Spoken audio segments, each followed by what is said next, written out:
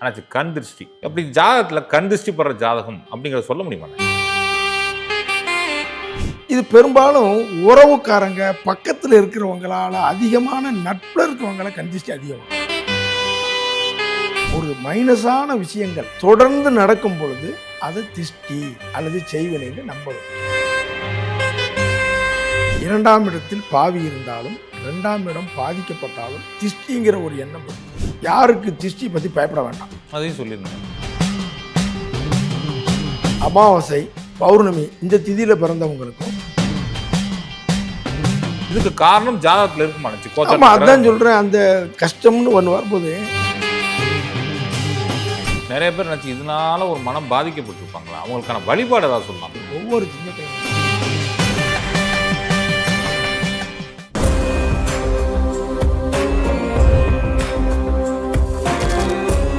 குருஜி மகாவிஷ்ணுவுடன் மகா சிவராத்திரி 2026 பிப்ரவரி 15 மாலை 7 மணிக்கு சிவனின் அருளை பெறும் அரிய வாய்ப்பு ஜூம் மூலமாக ஆன்லைனில் நடைபெறும். இப்போதே முன்பதிவு செய்யுங்கள். சுகமே சொல்ல அண்ணாச்சி. ஐயா வணக்கம். ஐயா வணக்கம். அண்ணாச்சி கண் திருஷ்டி எல்லாரும் சொல்லுவாங்க, இந்த நெகட்டிவ் விஷயம் நினைச்சா உங்க கண் திருஷ்டி இருக்கு அப்படின்னு சொல்லிட்டு. நான் நிறைய நாள் யோசிச்சிருக்கேன், இந்த ஜாதகத்தில் கணிக்க முடியுமா? ஏன்னா உங்களால் ஜாதகம் கணிக்க முடியாது எதுவுமே இல்லை. நிறைய விஷயங்கள் சொல்லியிருக்கீங்க. எப்படி ஜாதகத்தில் கண் திருஷ்டி படுற ஜாதகம் அப்படிங்கிறத சொல்ல முடியுமா நச்சி? நச்சி நல்லா பார்த்துக்குங்க. கண் திருஷ்டி, செய்வினை கோளாறு, பில்லி சூன்யம் இப்படிங்கிற ஒரு சிந்தனை எப்போ வருங்கிறத முதல் தெரிஞ்சுக்கணும். புரியுதா? ஒருத்தருக்கு தொடர்ந்து சோதனைகளாக இருக்குது அல்லது அவர் முயற்சி தடையாகவே இருக்குது. திடீர்னு பொருளாதார இழப்பு ஏற்படுது, பெரிய அளவில் பொருளாதார இழப்பு ஏற்படும். நல்லா ஓடின கம்பெனி ஸ்டாப் ஆயிடும், திடீர்னு உத்தியோகம் போயிடும். எல்லா பூஜையும் பண்ணேன், எல்லா ஜாதகம் பார்த்தேன், என்னெல்லாமோ செஞ்சேன், எனக்கு மறுபடியும் எனக்கு பிரச்சனை சால்வ் ஆகலை. உடம்புக்கு ஒரு பிரச்சனை தொடர்ந்து குடும்பத்தில் எல்லாத்துக்கும் வந்துக்கிட்டே இருக்கும். வீட்டில் மாறி மாறி அவங்களுக்கு மருத்துவ செலவு கொடுத்துக்கிட்டே இருக்கும். தொடர்ந்து மருத்துவ செலவு கொடுத்துக்கிட்டே இருக்கும். டாக்டர் போய் செக் பண்ணால் உடம்பு நல்லா இருக்கும் பாரு, ஒன்றும் தெரியலையேம்பார், ஆனால் உடம்பு தொந்தரவு கொடுத்துட்ருக்கும். இப்படி பலவிதமான குழப்பங்கள் வரும் பொழுது ஒருத்தருக்கு யாராவது எதுவும் செஞ்சிட்டாங்களா அல்லது திஷ்டியா செய்வினை கோளாறா அப்படின்னு அவங்க ரிலேட்டிவ்லேயோ ஒரு நண்பர்கள்லையோ அவங்ககிட்ட சொல்லும் போது அந்த நம்பிக்கை வருமா வராதான்? கண்டிப்பாக வரும். அந்த ஒரு சந்தேகம்னு ஒரு எண்ணம் வரும்ல? வரும். ஆமாம், ஏன் தொடர்ந்து நமக்கு இப்படி பிரச்சனை வருது, ஏன் நம்ம இப்படி இது மாறி மாறி மாட்டிக்கிறோம்? இத்தனை நாள் அதை பார்த்ததே கிடையாது, திடீர்னு வருது. ஏன் வருது? சந்தோஷமாக போயிட்டு இருந்த குடும்பம் டபக்குன்னு கீழே சாப்பாட்டுக்கே வழியெல்லாம் வந்துட்டு. ஆமாம், ஒரு நண்பர் வீட்டில் தொடர்ந்து ஒரு 6 மணி ஆச்சு அப்படின்னா வெளியில் அந்த ஓலைக்கொட்டான், அந்த உப்பு, வத்தல், கற்பூரம்லாம் போட்டு எரிச்சிட்டு இருந்தாங்க. அதுக்கப்புறம் ஒரு நாள் தேங்காயை சுற்றி உடைச்சிட்டு இருந்தாங்க. இது எப்பவுமே செய்ய மாட்டாங்களே. இப்போ கொஞ்சம் ஒரு சமீபமாக நம்ம கண்ணுக்கு அடிக்கடி தென்படுதே அப்படின்ட்டு அவங்கள என்ன ஆச்சு, என்ன விஷயம் அப்படின்னு. உங்களுக்கு தெரியாத விஷயம், போன வாரம் அவர் கீழே விழுந்துட்டார் எங்கள் வீட்டுக்காரு. அதுக்கப்புறம் பார்த்தீங்கன்னா வீட்டில் ஒரு பொருள் காணாமல் போச்சு. அதுக்கப்புறம் வீட்டுக்கு 2 தடவை பாம்பு வந்துடுச்சு. அவங்க சொல்கிறது கம்பெனி பார்த்தீங்கன்னா மிஷினரிஸ் எல்லாம் ஓடாமல் அப்புறம் எல்லாம் சர்வீஸ் பண்ணி அதெல்லாம் அது ஒரு செலவாகி போச்சு. எங்கள் ஊரில் பாட்டி இறந்துச்சு, பாட்டி இறந்த மறுநாள் வீட்டில் இப்படி கதையாக சொல்லுது. இது எல்லாமே 1 மாதத்துக்குள்ள நடந்துச்சு. எங்களுக்கு ஒரு பயமாயிருச்சு. அங்கே திஷ்டி போட்டிருக்கோம்னாங்க, ஒரு ஆள் உங்களுக்கு யாரோ செய்வனை வச்சுருக்குன்ட்டாங்க அப்படின்னு சொல்லி அவங்களுக்கு அந்த ஒரு சிந்தனை வரும். அப்போ சிலர் அது சார்ந்த நபர்களை போய் இப்போ எங்கள் மாந்திரிகம் பண்ணுறவங்ககிட்ட போவாங்க, செய்வனை நீக்கிறவங்கன்னு இருக்குது. அது அவங்களுடைய நம்பிக்கையை பொறுத்தது. அது சார்ந்தவங்ககிட்ட போய் அதுக்கு ஒரு தீர்வுக்கானதை செய்கிறது உண்டு. சிலர் ஜோதிடர்கிட்ட போய் எனக்கு திஷ்டியாக இருக்குது, அது எனக்கு இருக்குமான்னு கேட்கும்போது அவங்க அதை பார்த்துட்டு அந்த திஷ்டியை போக்குறதுக்கு சில பரிகாரங்கள் சொல்லி அது வீட்டில் செய்கிறது உண்டு. இது மாதிரி இவங்க ஃபாலோ பண்ணி செஞ்ச உடனே அப்போ ஒரு மைனஸான விஷயங்கள் தொடர்ந்து நடக்கும் பொழுது அதை திஷ்டி அல்லது செய்வினைன்னு நம்ப வைக்கும். இது ஜாதகத்தில் எப்படி இருக்கும் அப்படிங்கிறது உங்கள் கேள்வி. ஆமாம் ஆமாம் ஆமாம் ஆமாம் நம்ம நிகழ்வுல வச்சு தெரிஞ்சுக்கிறோம்னாச்சு அது ஜாதகத்தில் இருக்குமா? இப்படி நம்ம வாழ்க்கையில் நடக்குது இப்படி, அப்போ ஜாதகத்தில் எப்படி இருக்கும்? ஆமாம், பாருங்கள், என்ன நடந்தாலும் ஜாதகத்தில் இருக்கா? ஜாதகத்தில் அவ்வளோ விஷயங்களுக்கும் கேள்வி அங்கே இருக்குது. ஆமாம் நச்சி, ஆமாம் ஆமாம். ஜாதகத்தை தெளிவாக தெரிஞ்சுக்கிட்டா எல்லா கேள்விக்கும் பதில் சொல்லணும். பதில் சொல்லலாம். இப்போ என்னுடைய இதில் என்னென்னா, அங்கே அந்த பாதித்த விஷயங்களை ஒரு நம்பிக்கைக்காக கேட்பேன். என் கண்ணோட்டம் பூரா எதிர்காலத்தை நோக்கி தான். நமக்கு ஃப்யூச்சர் அவன் நல்லா இருப்பாங்களா, வர்ற எதிர்காலம் நல்லா இருக்குமா, அதை மட்டுமே நம்ம பார்க்குறதுனால அந்த கிரகமைப்பு இருக்கா, ஒரு 6 விதிகளை போட்டு அப்படி இப்படி பார்த்துட்டு இது ஜெயிக்கும்னு கண்ணை மூடிட்டு சொல்லிடுவோம். நம்ம சொன்னதில் 1 வருஷம் முன்பின் வேணா இருக்கும், காலம் வேணா தாமதமாகுமே தவிர ஜெயிச்சிருவாங்க. அதில் துவக்கே இருக்காது. அது எங்கள் குருநாதருடைய ஆசீர்வாதம், இறையருள், எங்கள் குருநாதர் ஆசீர்வாதம். நம்ம படிச்சுக்கிட்டு வந்ததான் சொல்கிறோம், நம்ம கற்றுக்கிட்டெல்லாம் ஒன்றும் சொல்கிறோம், படிச்சுக்கிட்டு வந்தது நம்ம கண்டுபிடிக்கலை, சரியாக சொல்கிறது, அதை வச்சு நம்ம சொல்கிறோம். அப்போ இந்த ஜாதகத்தில் என்ன, 6ஆம் இடம் ருண ரோக சத்துருஸ்தானம், 8ஆம் இடம் திடீர் வீழ்ச்சி, திடீர் வளர்ச்சி, திடீர் வீழ்ச்சி, திடீர் வளர்ச்சி, ரெண்டுமே 8 தான்.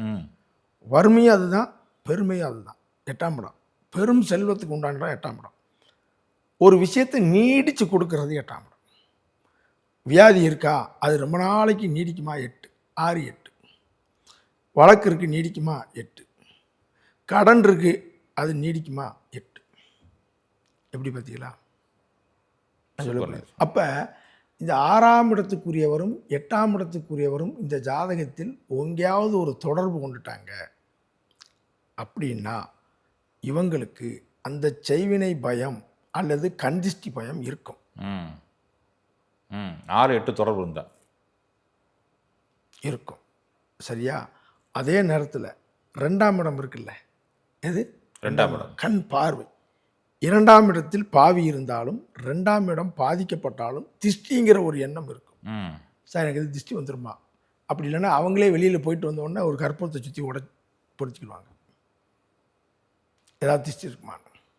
2ஆவது இடம் பாவி இருந்தாலும் 2ஆவது இடம் கெட்டு போனாலும் 2ஆம் இடம் கெட்டு போனாலும் இந்த திஷ்டி பயம் இருக்கும். இது நீங்கள் நல்லா பார்த்துக்கணும், இது இருக்கும். அப்போ இந்த திஷ்டிங்கிற எண்ணம் இவங்களுக்கு வந்துடும். கரெக்டா? சரி, யாருக்கு திஷ்டி பற்றி பயப்பட வேண்டாம், அதையும் சொல்லிடுங்க. அப்படி ஒரு கேள்வி இருக்கா? இருக்கு. அதையும் சொல்லிட்டோம்னா தெரிஞ்சிடணும் உறவுகள். ஏன்னா நீங்கள் கேட்டுருவீங்க, நான் முன்னுக்கூடி சொல்லிட்டேன். நிச்சயமா நான் கேள்வியும் சொல்லி பழக்கம்னு சொல்லுறத பற்றியெல்லாம் அது ஏன் வேலை சிம்பிளாக போச்சுல்ல. அது நீங்கள் அதை கேட்பேன்னு தெரியும். ஆனாச்சு யாருக்குன்னாச்சு அந்த திஷ்டி ஒன்றும் செய்யாதும் பீங்க, சரியா? இங்கே செவ்வாய் பலம் பெற்றவர் யாரு? செவ்வாய் மங்களகாரகன். செவ்வாய் பலம் பெற்றவர் நல்லா பார்த்துக்கணும். சூரியன், குரு, சந்திரன். யாரு? செவ்வாய், சூரியன், குரு, சந்திரன். இவர்களில் ஒருவர் பலம் பெற்றால் திஷ்டியை பற்றி பயப்பட வேண்டாம். ஆனால் திஷ்டி இருக்கு, திஷ்டி நீங்கள் நம்பினா இருக்கு, இல்லைன்னா இல்லை. அவன் ஐயோ பார்த்துட்டு போகிறான், கண்ணு போட்டுருவான், காது போட்டுருவான், நீங்கள் நம்பினா தான். அதெல்லாம் ஒன்றும் இல்லைன்னா இல்லை தான். இவர்களுக்கு திஷ்டிங்கிற ஒரு எண்ணமே இவங்களுக்கு வேண்டாம்ங்கிறேன். என்னது? வரவும் வராது. திஷ்டிங்கிற எண்ணம் வேண்டாம். இவங்க அதை பற்றி அச்சமே பட வேண்டாம். இவங்க சொன்னால் கேட்டுக்கிடுவாங்க. நான் சொல்ல புரியுதா? இவங்க சொன்னால் சரின்னு கேட்டுக்கிடுவாங்க. லக்னாதிபதி பலம் பெற்றவருக்கும் திஷ்டி ஒன்றும் செய்யாது. ஒரு மாதிரி கண்பட்டாலும் ஒன்றும் செய்யாது. காற்று ராசியில் நல்ல கிரகங்கள் இருந்தால், யாரு? சூரியன், குரு, புதன். காற்று ராசினா என்ன? சூரியன், குரு, புதன், சுக்கிரன் எல்லாம் நல்ல கிரகங்கள். காற்று ராசினா என்ன? மிதுனம், துலாம், கும்பம். இதில் எது இருந்தாலும் இவங்களுக்கு திஷ்டி பயப்பட வேண்டாம். ஏன்னா இவங்க ஓப்பன் டாக், ஒரு விஷயத்தை மறைக்க தெரியாது, ஓப்பனாக எல்லாம் சொல்லிடுவாங்க. பக்கத்தில் இருக்கவன் சொல்லுவான், ஏன் அப்படி பேசுகிற, கண்ணு விழுந்துட போதும்பா. புரியுதா? இது என்னைக்கு இந்த திஷ்டிங்கிறது நம்ம மனசில் நினைக்கும் போது தான் நமக்கு பாதிக்கும், நினைக்காத போது பாதிக்காது அப்படிங்கிறது என்னுடைய கருத்து. ஒருத்தனுக்கு தொடர்ந்து கஷ்டம் வரும்போது திஷ்டி நினைப்பான், அவங்களுக்கு பரிகாரம் சொல்லணும், இதை செய்யுங்க சரியா போகும். இந்த அமைப்பு உள்ளவங்க பேசாமல் இருங்க, ஒன்றும் செய்யாதுன்றோம், அதுவே பரிகாரம், அவ்வளோதான்.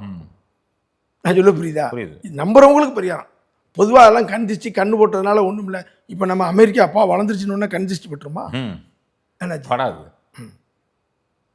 நம்ம சொல்லுங்க நீங்கள், ஐயோ அப்பா அமெரிக்கா ரஷ்யா வளர்ந்துருச்சு, அந்த சைனா வளர்ந்துருச்சுன்னா கண்ணு ஓட்டுற கேள்வி எனக்கு அது கிடையாது. கரெக்டாக? இது பெரும்பாலும் உறவுக்காரங்க பக்கத்தில் இருக்கிறவங்களால அதிகமான நட்பில் இருக்கிறவங்கள கண் திஷ்டி அதிகம் வரும். 3வது மனுஷங்க பார்த்தெல்லாம் வராது, யாரும் தெரியாது. 3வது மனுஷங்க பார்த்தாலும் இவங்க திஷ்டி நம்ப மாட்டாங்க. பக்கத்தில் இருக்காள் பார்த்தா தான் நம்புவாங்க, அல்லது உறவுக்காரங்க பார்த்தா நம்புவாங்க. இதை நம்பினவங்களுக்கு ஒரு ரெமெடி.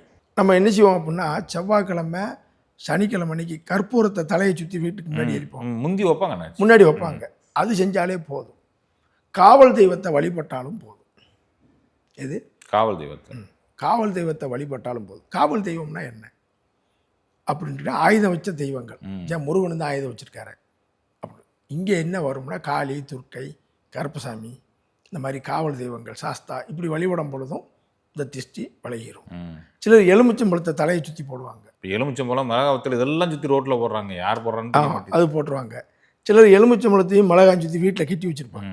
இதுவே போதும். இதுவே போதும். வேற ஒன்றும் செய்யாது. நீங்கள் உங்களுக்கு கண்டிஸ்டிங்கிற ஒரு இது வந்தால் தான். இதெல்லாம் ஒன்றும் செய்யாதுன்னா ஒன்றும் இல்லை. ஒரு வாரத்துக்கு ஒரு தடவை சுற்றி போட்டுக்கலாமா நினச்சி என்னைக்கா ஒரு நாள் நேரமாக அதே செஞ்சுக்கிட்டு இருக்க முடியாது. உங்கள் மனசுக்கு ஒரு சாந்தி வேணும், ஒரு அமைதி வேணும். அப்போ இதை செஞ்சாலே போதும். அங்கே நினச்சவங்கன்னா பனை ஓலை இருக்குல்ல, பனை ஓலை அதில் அந்த வெள்ளம் அடித்து வரும். ஆமாம் ஆமாம் ஆமாம். அச்சு வரும். அதை எடுப்பாங்க. அதில் மிளகாவத்தல் போட்டு உப்பு போட்டு அந்த முக்கில் ஒரு மண் எடுத்து போட்டு தலையை சுற்றி இருப்பாங்க. சரியாக போகும்னு மனசுக்குள்ளே என்ன வந்தோன்னு சரியாக போயிடும். அதனால சரியாக போகாது தெரியல, மனசுக்குள்ள என்ன வந்துடும். சரி, மனசு தானே. இல்லைன்னா இல்லை, இருக்குன்னா அதை செஞ்சால் இல்லாமல் போயிடுச்சு. அதான் சொன்ன இதில் நம்பிக்கை இருக்கிறவங்களுக்கு, இந்த அமைப்பு இருக்கவங்க தான் நம்புவாங்க அப்படிங்கிறது நம்மளோட கருத்து. சூப்பர் நச்சு, சூப்பர். ஆனால் நான் ஒரு நாள் உட்காந்து 2 திதி சொன்னீங்க, அதுக்கும் ஒன்றும் செய்யாதுன்னு சொன்னீங்க. அமாவாசை, பௌர்ணமி இந்த திதியில் பிறந்தவங்களுக்கும் செய்வனை, பில்லி, சூனியம், இந்த கண்டிஸ்டியெல்லாம் அவங்கள பெருசாலாம் அஃபெக்ட் பண்ணாது. அதுக்கெல்லாம் இவங்க பயப்பட வேண்டாம். எப்படி பயப்பட வேணாம்? ஆமாம், அமாவாசையில் பிறந்தேன், பௌர்ணமியில் பிறந்தேன், அவங்களுக்கு இது ஒன்றும் செய்யாது. கண்டிஸ்டிக்கு எந்திரம் கட்டுவாங்க, கயிறு கட்டுவாங்க. அவங்கெல்லாம் பாருங்கள், இந்த அமாவாசை பௌர்ணமியில் பிறந்தவங்கெல்லாம் கட்டினாங்கன்னா கைராசியாக இருக்கும். பிறந்தவங்க கட்டினா ஆமாம், ரொம்ப கைராசியாக. அவங்க கட்டுறது இல்லை, பிறந்தவங்க இன்னொருத்தவங்க கட்டி விட்டா. அதில் பிறந்தவங்க மற்றவங்களுக்கு கையில் கட்டி போ சரியாக போயிடும், உபதி வச்சேன் சரியாக போயிடும்னா சரியாக போயிடும். அந்த பெரிய அளவுக்கு இவங்க அந்த திருஷ்டி பாதிக்காது. நிறைய பேர் நினச்சி இதனால ஒரு மனம் பாதிக்கப்பட்டிருப்பாங்களா, அவங்களுக்கான வழிபாடு ஏதாவது சொல்லலாமா? இப்போ நல்லா பாருங்கள், வழிபாடு அப்படின்னா அதான் சொல்கிறேன், காவல் தெய்வத்தை வழிபடலாம். பௌர்ணமி அன்னைக்கு பெண் தெய்வ வழிபாடு, அமாவாசை அன்னைக்கு வழிபடுறது, வழக்கம் போல் குலதெய்வம் கோவில் கும்பிட்றது அது வேறு. இந்த பௌர்ணமி அமாவாசைக்கு ஒரு வழிபாடு வச்சுக்கலாம்.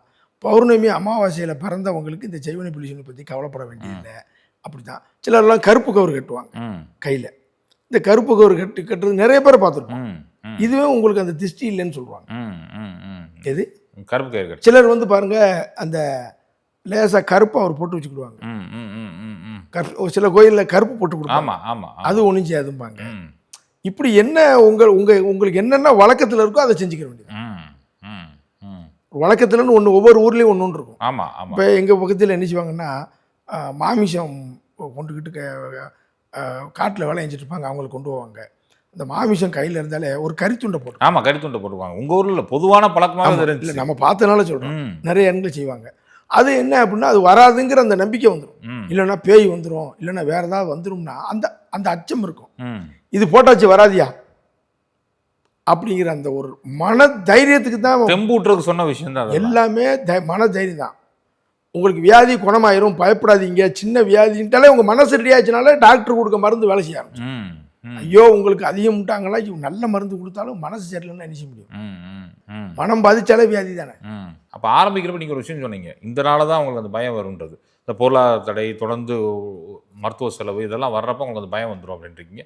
இதுக்கு காரணம் ஜாதகத்தில் இருக்குமா நினச்சி? அதான் சொல்கிறேன், அந்த கஷ்டம்னு ஒன்று வரும்போது இப்போ நம்ம கிரக ரீதியாக பார்த்தா என்ன, நான் சொல்கிறேன்ல சிலர்லாம், இந்த எனக்கு 16 வருஷம் கஷ்டம், எனக்கு 8 வருஷம் தொடர்ந்து கஷ்டம், தொடர்ந்து எனக்கு பார்த்தீங்கன்னா சார் ஒரு 10 வருஷமாக நான் படாத பாடுபட்டேன். நல்லா சம்பாரிச்சுக்கிட்டேன் சார், ஒரே நாள் நைட்டில் கீழே. ஒருத்தருக்கு கஷ்டம் வர்றது பெருசு இல்லை சார், அது தொடர்ந்துக்கிட்டே வரந்த போது தானே அவங்களுக்கு அச்சம் வரும். அதுவும் ஜாதகத்தில் தெரியும். ஆனால் இந்த காலகட்டம் கழித்து சரியாக போகும்னாலும் மனசு ஓ ஏதாவது திருஷ்டியாக இருக்குமோங்கிற எண்ணம் அதுக்கு மேலே வரும். அது மாற்ற முடியாது, எல்லாத்துக்கும் வரக்கூடியது ஒன்று தான். சரி, இந்த பீரியட் முடிஞ்சோன்னா பாருங்கள் சரியாக போயிடும். அதுக்கப்புறம் அந்த நினைப்பு கூட இருக்காது, அவங்க நினைப்பே இருக்காது. ஒரு நேரம் நல்லா இருந்துச்சு, சிருஷ்டி பட்டு இதாகி மறுபடியும் சரி பண்ணாமல்.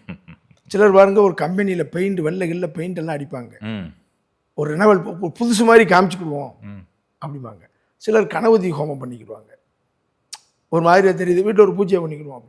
மனசை ஒரு திடப்படுத்துறதுக்கு இதை செய்யும் பொழுது நல்லாயிருக்கும். நம்பிக்கைங்கிறது இதில் தான் வருது. அதே மாதிரி என்னாச்சு, விநாயகர் வழிபாடு ம் ஒவ்வொரு திங்கக்கிழமை நான் அடிக்கடி சொல்லிட்டே வருவேன், ஒவ்வொரு திங்கக்கிழமையும் விநாயகர் வழிபாடு யார் பண்ணுறாங்களோ அவங்களுக்கு பெரும்பாலும் தலைக்கு வந்து தலப்பாவோட போயிடணும். ம் ம் விநாயகர் வழிபாடு ஒவ்வொரு திங்கக்கிழமை அன்னைக்கும் விநாயகரை வழிபட்டுக்கிட்டே வந்தால் முடிச்சுக்கோங்க, தலைக்கு வந்து டெய்லி கூட காலைல விநாயகரை வழிபட்டு ம் பக்கத்தில் இருக்கிற விநாயகர். ம் நீங்கள் பெரிய ஆலயத்துக்கு பெரிய இடத்துக்கு போன அவசியம் இல்லை, நியர்பை உங்கள் பக்கத்தில் விநாயகர் இருந்தால் நீங்கள் அதை வழிபட்டு போங்க, உங்களுக்கு பெரிய உயர்வு தரும். நிச்சயமா நிச்சயம். முந்திலாம் தலையை சுற்றி தேங்காயில் உடைப்பாங்க. ஆமாம், தலையை சுற்றி தேங்காய் உடைப்பாங்க. சிலர் பாருங்க லாங்காக போகிற லாரி பஸ் எல்லாம் பாருங்க ஒரு விநாயகர் கோயிலுக்கு நேரம் நின்று சாமியை கும்பிட்டு தேங்காய் உடைச்சிட்டு போகிறதெல்லாம் நீங்கள் பார்க்க முடியும். இந்த விநாயகர் வழிபாட்டுக்கு வந்து ஒரு தனிச்சிறப்பு. இப்போ ஒன்னொன்றுக்கு ஒரு விஷயங்கள் இருக்குது. அவங்களுக்கு வந்து இந்த காலம் வரட்டும் நடக்கட்டும் அப்படின்னா கூட இல்லைங்க ஏதாவது எனக்கு ஒரு பரிகாரம் சொல்லுங்கள், ஒரு ரெமெடி சொல்லுங்கன்னா அதுக்கு தகுந்த மாதிரி சில இதெல்லாம் இருக்குது. அது ஒரு சிலருக்கு வேலை செய்யுது. அந்த நம்பிக்கைன்னு ஒன்று இருக்கணும். இப்போ நிறைய பேருக்கு லோன் வரல சார், எனக்கு அந்த லோன் வந்துச்சுன்னா என் பிரச்சனை சால்வ் ஆயிரும் சார், எனக்கு ஒரு ஆள் பொருளாதாரம் கொடுக்கணும், அந்த பொருளாதாரம் வந்துட்டா நான் மேன்மைக்கு வந்துடுவேன் சார், எனக்கு கடன் அடையணும், கடன் அடைஞ்சிட்டா எனக்கு நல்லது, வருமானம் வருது வட்டிக்காக போகுது, இப்படி இந்த பொருளாதார ரீதியாக வர்றவங்களுக்குன்னா நான் ராதாகிருஷ்ணன் கோயிலில் அவளும் பொரிய வச்சு கும்பிட சொல்லி நிறைய பேர் சூப்பராக இருக்கும். சொன்னீங்க, அது நல்ல ரீச் ஆச்சு. நிறைய பேர் நல்லா இருக்குங்காங்க, எனக்கே ஆச்சரியமா இருக்கு. கரூரில் எவ்வளோ பேர் லோன் கிடச்சிருக்கு, எத்தனை பேர் வந்து கூப்பிட்டு நல்லா. அப்போ அதே மாதிரி இந்த விநாயகர் வழிபாடு என்ன செய்யும்னா எந்த ஒரு உங்களுக்கு இந்த திஷ்டிங்கிற வேலைக்கே இருக்காது, நெகட்டிவ் ஐட்டம்ஸ் கூட இருக்காது. இப்படிலாம் நிறைய சில இதெல்லாம் இருக்கு. நம்ம வந்து வழிபாடுங்கிறது பெருசாகவும் செய்யலாம், சிம்பிளாகவும் செய்யலாம், நம்பிக்கை இங்கோட செய்யணும். நான் அதை கேட்டா சொல்லுவேன், இல்லைன்னு சொல்ல மாட்டேன். அருமை என்னாச்சு, நெஞ்சார்ந்த நன்றிகள் என்னாச்சு, சுகமே சொல்லுவேன்.